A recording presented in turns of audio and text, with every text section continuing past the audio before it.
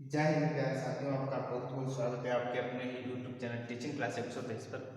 दोस्तों, आज के वीडियो में हम आप लोगों से बात करने वाले हैं एग्रीकल्चर टीए की जो भर्ती आने वाली है, कृषि प्राविधिक की जो सहायक की भर्ती है, उन्हीं के बारे में जो है। देखिए, इसमें मैं आप लोगों को एक दिन पूरा डिस्कस है सिलेबस और इसकी जो पूरी जानकारी है वो स्टेप बाय स्टेप के माध्यम से समझा देंगे। ठीक है, आज हम बात करेंगे जो है एग्रीकल्चर जो खेती है, जिस हिसाब से खेतियाँ पूछी जाएंगी तो उस हिसाब से मैं जो है खेती आपको सामने दिख रही होगी। आम की खेती लेके आए, किसकी? आम की खेती लेके आए। पूरा स्टेप बाय एक भी प्रश्न आपका मिस नहीं होगा। इस हिसाब से आपको जो है पूरा का पूरा समझाएंगे और अपने वीडियो के माध्यम से आप लोगों को बिल्कुल आसान भाषा में बताएंगे। देखिए, यानी आम की खेती, किसकी खेती है? आम की खेती है, यानी मैंगो की खेती है। ठीक है, चलिए इसके बारे में जान लेते हैं। आम यानी उपनाम इसका क्या है? आम का जो उपनाम क्या है, देखिए इसका एक तो उपनाम है, आप लोग यानी इसे जानते होंगे, उपनाम इसका। ठीक है, आप जानते होंगे तो फलों का राजा भी है। नंबर एक पे आप जान रहे होंगे फलों का राजा है। और आप लोग बहुत से लोग जान रहे होंगे आम जो है राष्ट्रीय फल भी क्या है? आम है। राष्ट्रीय फल आम है। देखिए, मैं यहाँ पे आप लोगों को समझा दूं थोड़ा, आपका जो है वो दिमाग सही कर दूं। यहाँ पे देखिए, उपनाम जो है फलों का राजा, राष्ट्रीय फल और बाथरूम फल। आप लोग कमेंट करके बताइए कि बाथरूम फल इसे क्यों बोलते हैं? कौन सा फल बाथरूम फल क्यों बोलते हैं? देखिए, हम लोग उसे समझते हैं, जैसे ही आम खाते हैं तो हाथ आम खाने के बाद जो हाथ गंदे हो जाते हैं तो उसे धोना पड़ता है। ठीक है, जिस हिसाब से हम लोग बाथरूम में या कुछ भी करके आते हैं तो उस हिसाब से हाथ धोने पड़ते हैं। उस उसी हिसाब से इसमें कहा गया फलों का राजा जो है आम बाथरूम फल भी है। तो यहाँ पे आम खाने के बाद हाथ धुलने पड़ते हैं, इसलिए इसे बाथरूम फल भी कहा गया है। ठीक है, अगर बोटेनिकल नेम की बात करूँ, बोटेनिकल नेम बहुत इंपॉर्टेंट है। यहाँ पे बोटेनिकल नेम पूछा जाता है, यानी बोटेनिकल नेम क्या है? तो इसका बोटेनिकल नेम मैंगीफेरा इंडिका है। क्या है? मैंगीफेरा इंडिका इसका बोटेनिकल नेम है। अगर मैं इसकी फैमिली की बात करूं, फैमिली कौन सी फैमिली? एनाकार्डियेसी है। फैमिली बहुत पूछी जाती है, फैमिली क्या है? एनाकार्डियेसी। ठीक है, अगर यहीं पे मैं गुणसूत्र संख्या की बात करूं, गुणसूत्र संख्या 2n बराबर 40 है। अगर n बराबर बात की जाए तो 40/2 यानी 40/2, तो n बराबर 20 है। अगर गुणसूत्र आपसे पूछे जाए क्वेश्चन में, प्रश्न में पूछे जाए गुणसूत्र, यानी 2n बराबर अगर पूछे जाए तो 40 है। अगर n बराबर पूछे जाए तो 20 हो जाएंगे। ठीक है, n बराबर 20। अगर बेसिक गुणसूत्र संख्या पूछी जाए तो x बराबर 10। बेसिक यानी बेसिक गुणसूत्र संख्या अगर पूछे तो x बराबर 10 हो जाएगी आपकी। ठीक है, अगर उत्पत्ति की बात करें तो उत्पत्ति इसका इंडो ब्रह्मा है। उत्पत्ति की बात करें, उत्पत्ति कहाँ हुई है इसकी? इंडो ब्रह्मा में इसकी उत्पत्ति हुई है। ठीक है, इंडो ब्रह्मा में जो है इसकी उत्पत्ति है। अगर देखिए, आम उत्पादन में भारत का कौन सा स्थान है? आम उत्पादन में भारत का स्थान कौन सा है? तो आम उत्पादन में जो भारत का स्थान है वो पहला स्थान है। आम उत्पादन में भारत का प्रथम स्थान है। कौन सा? प्रथम स्थान है। विश्व का विश्व का लगभग विश्व का लगभग कितने परसेंट है? 54% विश्व का लगभग आम उत्पादन करता है भारत। ठीक है, विश्व का लगभग 54% जो है आम कौन उत्पादन करता है? भारत उत्पादन करता है। ठीक है, भारत उत्पादन करता है। तो सर्वाधिक, भारत में सर्वाधिक उत्पादन कहाँ होता है? भारत में अगर सर्वाधिक उत्पादन की बात करूं, सर्वाधिक उत्पादन भारत में तो यूपी हो जाएगा आपका, यूपी। ठीक है, सर्वाधिक उत्पादन आपका बात करें तो यूपी हो जाएगा आम की। आम जो है सर्वाधिक उत्पादन भारत में, तो यूपी में जो है आम सबसे ज्यादा उत्पादन होता है भारत का। ठीक है, यूपी में। आम में विटामिन कौन सी होती है? आम में जो विटामिन होती है, विटामिन की अगर बात करूं, विटामिन आम में जो है विटामिन ए होती है। आम में जो विटामिन है विटामिन ए होती है। देखिए, आम में तो होते हैं, बाकी जितने भी पीने वाले फल हैं, तो आपका डाउट क्लियर कर दूं तो उनमें भी जो है विटामिन ए ही पाई जाती है सबसे ज्यादा। ठीक है, तो यहाँ पे आप लोग समझ गए होंगे। देखिए, विटामिन ए होती है आम में। ठीक है, यानी 4800 IQ, कितनी? 4800 IQ अपान 100। ठीक, इतनी होती है इसमें IQ प्रति 100 ग्राम के हिसाब से। ठीक है, तो आप लोग इस हिसाब से समझ गए होंगे। ये आप लोगों का डाउट था वो क्लियर कर दिया है। थोड़ा हम इसे यहाँ से मिटाते हैं तो आप लोगों को अच्छे से समझ में आ जाएगा। ठीक है, पहले इसे हम मिटा दें जल्दी से, फिर आप लोगों का डाउट जो है क्लियर कर देता हूँ।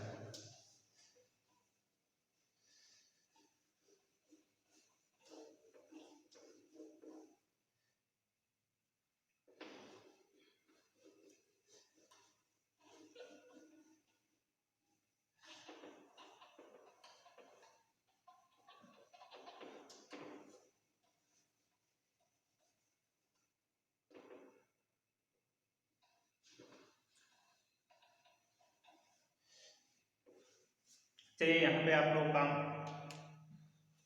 आम कौन सी जलवायु का पौधा है, यहाँ पे प्रश्न आएगा किस जलवायु का पौधा है। आम जो है किस जलवायु का पौधा है, जलवायु का।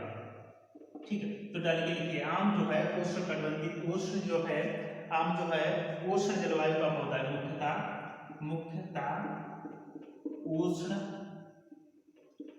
जलवायु का पौधा है। ठीक है, जलवायु का पौधा है। आम जो है उष्ण जलवायु का पौधा है।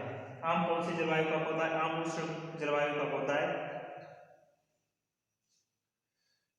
आम जो है उष्ण जलवायु का पौधा है। आम का जो फल का प्रकार होता है वो अष्टफल ड्रूम होता है। फल का प्रकार इसका कैसा होता है, फल का प्रकार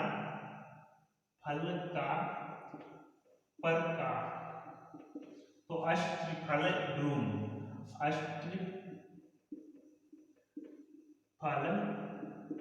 ड्रूम होता है इसके फल का प्रकार। ठीक है, यहाँ से प्रश्न बहुत पूछा जाता है। ठीक है, आम के फल का प्रकार क्या है, तो अष्टफल ड्रूम इसके फल का प्रकार है। ठीक है, तो अष्टफल ड्रूम इसके फल का जो है प्रकार है। अब इसमें परागण किसके द्वारा होता है, परागण जो है घरेलू मक्खी के द्वारा होता है। किसके, घरेलू मक्खी के द्वारा जो है इसमें परागण होता है।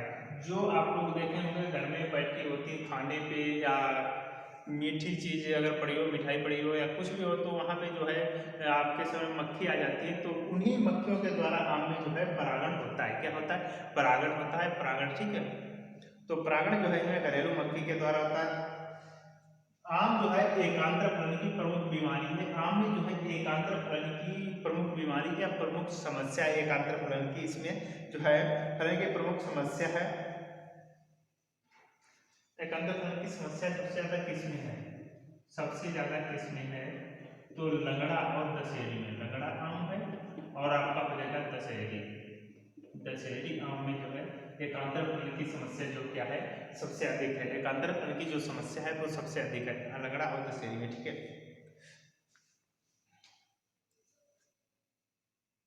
आम में अगर एकांतर फलन की जो समस्या है नियंत्रित करने के लिए किसका प्रयोग करेंगे, तो नियंत्रित करने के लिए हम किसका प्रयोग करते हैं, कलटार का। किसका, तो नियंत्रित करने के लिए,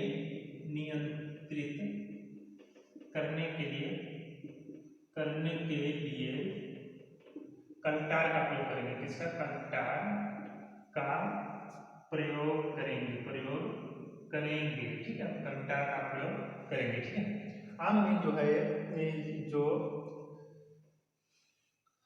सबसे लंगड़ा और दशहरी में जो होती है, ठीक है, इसे नियंत्रित करने के लिए कलटार का प्रयोग करेंगे। ठीक है, एकांतर फलन की नियंत्रित जो है। आम में जो है एक प्रश्न यहाँ से बनता है कि आम में जो है पुष्प कब आते हैं, कौन से महीने में आम में जो है फूल आते हैं। आप लोग एक तो बात समझ गए होंगे, सर्दियों के एंड के टाइम आते हैं। ठीक है, सर्दियों के एंड के टाइम आते हैं, इस हिसाब से आप नहीं भूलेंगे। तो सर्दियों के एंड के टाइम आम में जो है क्या आते हैं, फूल आते हैं। तो किस महीने में आम में फूल आते हैं, तो आम में जो पुष्प है वो आपके फरवरी महीने में आते हैं। पुष्प कब किस महीने में आते हैं, पुष्प फरवरी महीने में आते हैं। आम में फरवरी महीने में आम में पुष्प जो है फरवरी महीने में आते हैं। आम में पुष्प जो है कौन से महीने में आते हैं, फरवरी महीने में आम में पुष्प आते हैं। ठीक है, एक आम की जो आम की अल्फांसो किस्म किसके लिए उपयुक्त, आम की कौन सी ऐसी किस्म है जो निर्यात के लिए सबसे उपयोगी है, तो अल्फांसो किस्म। कौन सी, निर्यात के लिए उपयोगी किस्म कौन सी है, निर्यात के लिए उपयोगी किस्म है अल्फांसो, अल्फांसो किस्म। ठीक है, अल्फांसो किस्म जो है निर्यात के लिए उपयोगी। ठीक है, निर्यात के लिए अल्फांसो किस्म जो है आम की उपयोगी है। अल्फांसो किस्म जो है निर्यात के लिए उपयुक्त है। और इसमें जो है एक स्पंजी ऊतक रोग की समस्या पाई जाती है। किसकी? स्पंजी स्पंजी ऊतक की समस्या पाई जाती है। ठीक है, की समस्या पाई जाती है। स्पंजी ऊतक की जो है इसमें समस्या पाई जाती है। ठीक है, स्पंजी ऊतक की जो है इसमें समस्या पाई जाती है। स्पंजी ऊतक की जो है इसमें समस्या पाई जाती है। ठीक है, समस्या पाई जाती है। प्रश्न यहाँ पे एक प्रश्न ये पूछा जाता है, फलों को पकाने में किसका मतलब सहायक होता है? कौन सा सहायक होता है फलों को पकाने में? ठीक है, फलों को पकाने में कौन सा जो है अम्ल सहायक होता है? प्रश्न यहाँ से ये बनता है। चलिए लिखिए इस प्रश्न का राइट आंसर। फलों को पकाने के लिए कौन सा है? फल किससे पकाए जाते हैं? तो एथिलीन से। एथिलीन फलों को पकाने में सहायक, को पकाने में सहायक। ठीक है, एथिलीन जो है फलों को पकाने में क्या है? सहायक है या अच्छा है या इससे फल पकते हैं। ठीक है, फल पकते हैं। यहीं से लिखिए आम की जो सबसे मीठी किस्म कौन सी है? तो आम की मीठी किस्म, मीठी किस्म, आम की जो है मीठी किस्म तो चौसा हो जाएगी। कौन सी? आम की जो मीठी किस्म है वो कौन सी किस्म हो जाएगी? आम की जो मीठी किस्म है वो चौसा किस्म है, वो आम की मीठी हो जाएगी। आप लोग क्यों खाली में जो रुपए मतलब समझ लीजिए इस हिसाब से जिस हिसाब से पेड कोर्स चल रहे हैं आप क्यों इसमें खाली में रुपए बर्बाद करेंगे? ठीक है, तो आप लोगों को जो पूरी की पूरी जो है AGTA का सिलेबस है मैं आप लोगों को यूट्यूब के माध्यम से पूरा का पूरा करा देंगे। जितना भी एग्रीकल्चर का है और जिस हिसाब से सिलेबस आता है पूरा आप लोगों को वीडियो के माध्यम से आप लोगों को समझा देंगे। ठीक है, अगर नहीं होता है तो मैं आप लोगों को लाइव आके पूरा का पूरा डिटेल के माध्यम से आप लोगों को बिल्कुल एक शांत तरीके से समझा देंगे। ठीक है, तो आप लोग देखते रहिए। आम की निरंतर निरंतर फल देने वाली कुछ किस्में हैं। निरंतर फल देने वाली आम की जो है निरंतर फल देने वाली किस्में, फल देने वाली किस्में, आम की जो है निरंतर फल देने वाली कुछ किस्में हैं वो कौन सी किस्में हो जाएंगी? देखिए आम्रपाली, आम्रपाली निरहुआ वाली। ठीक है, आम्रपाली, आम्रपाली निरहुआ वाली। ठीक है, आम्रपाली, मल्लिका, मल्लिका, मल्लिका, आम्रपाली। आम की जो है निरंतर फल देने वाली किस्में हैं आम्रपाली हो जाएंगी, निरहुआ वाली वो नहीं है। ठीक है, मूंग वाली नहीं है। ठीक, ये किस्म है, ये फल है, वो एक एक्ट्रेस है, डांस करने वाली है। ठीक है, तो आम्रपाली, मल्लिका हो जाएगी, मल्लिका। सिंधु, सिंधु, नीलम, नीलम, नीलम साइकिल नहीं। ठीक है, साइकिल आप लोग समझ जाओगे। नीलम, तोतापुरिया, तोतापुरिया। हाँ भैया यही किस्म होती है, ऐसी ही किस्म होती है, ऐसे ही नाम होते हैं। हाँ सर जी, देखिए कितनी मस्त किस्म के नाम है। ठीक है, तोतापुरिया, तोतापुरिया एक साई सुगंधा आती है। ठीक है, रजनीगंधा यानी साई सुगंधा, साई सुगंधा, सुगंधा। वो रजनीगंधा वो तंबाकू होती खाने वाली। ठीक है, आपको तंबाकू की भी खेती कराएंगे। ठीक है, टेंशन ना लो, तंबाकू की भी खेती कराएंगे, पूरा स्टेप बाय स्टेप समझाएंगे। ठीक है, तो इसकी भी है आम्रपाली, मल्लिका, सिंधु, नीलम, तोतापुरिया और साई सुगंधा जो है एक किस्म है। ठीक है, ठीक है। बीज रहित किस्में, आम की बीज रहित एक किस्म है वो कौन सी? सिंधु। सिंधु एक ऐसी किस्म है, सिंधु नदी भी है। ठीक है, सिंधु नदी भी है, तो आम की एक ऐसी किस्म है जो बीज रहित किस्म है। किसकी? इसमें बीज नहीं होती। आप इस हिसाब से समझिए, इससे नंदी होती है वो कुछ नहीं रखती है। ठीक है, नंदी नंदी होती है जैसे अगर यहाँ से बहेगी तो कुछ नहीं रखेगी। ठीक है, समझो मतलब पेड़ ने सब अपने बीज में अंदर ही लेके जाएगी। ठीक, उस हिसाब से सिंधु को समझ लीजिए, ये भी एक नदी के हिसाब से। इसमें फल की गुठली नहीं होती, मतलब बीज रहित होती है, इसमें बीज नहीं होता, ना के बराबर होता है, बहुत नन्ना होता है। ठीक है, होता है बहुत नन्ना, तो बीज रहित किस्म अगर पूछ जाए तो सिंधु हो जाएगी। ठीक है, कौन सी हो जाएगी? सिंधु। सिंधु का क्रॉस जो है रत्नागुणे अल्फांसो की क्रॉस से सिंधु किस्म बनाई गई थी। ये सिंधु किस्म जो है किस हिसाब से बनाई गई थी? सिंधु किस्म जो है रत्नागुणे, रत्ना गुणे अल्फांसो, अल्फांसो के क्रॉस से बनाई गई थी। के क्रॉस से बनाई गई थी। क्रॉस सेल बनाई गई थी। ठीक है, थोड़ा हिंदी लिखने में दिक्कत आ जाती है तो उसमें आप ध्यान न दें जाता। ठीक है, यानी जो सिंधु किस्म थी वो रत्ना और अल्फांसो के क्रॉस से बनाई गई थी। तो आप लोग समझ गए होंगे ये सिंधु किस्म कैसे आई, कहाँ से आई, ये बीज रहित किस्म है। तो सबसे ज़्यादा यहीं पे यही किस्म जो है ज़्यादा पूछी जाती है और इसमें जो है काफ़ी बच्चे डाउट में पड़ जाते हैं और आंसर जो है सही भी नहीं दे पाते हैं। तो इस हिसाब से आप लोग सामने देख सकते हैं। ठीक है, तो ये आप लोगों के सामने है। बाकी जो है वीडियो काफ़ी लंबा हो रहा है तो जो सेकंड पार्ट में आप लोगों को इस वीडियो के माध्यम से बताएंगे।